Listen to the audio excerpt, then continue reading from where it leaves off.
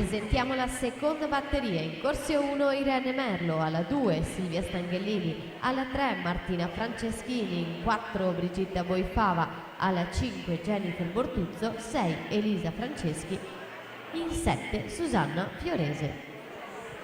Allora attenzione, c'era una squalifica relativa a quella che era stata la prima batteria dei Centurana Junior maschi. Atleta in corsia 2, Filippo Gazziero, Zeus Lab Montebelluna, è stato squalificato per nuotata irregolare.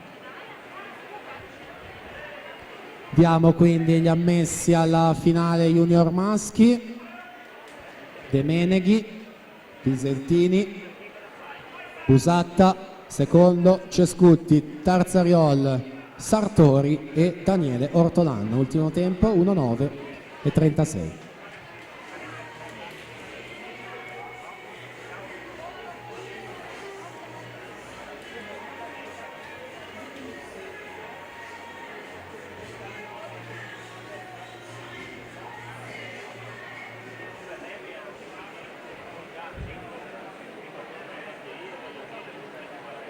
Sara Belinca intanto 1:26:07.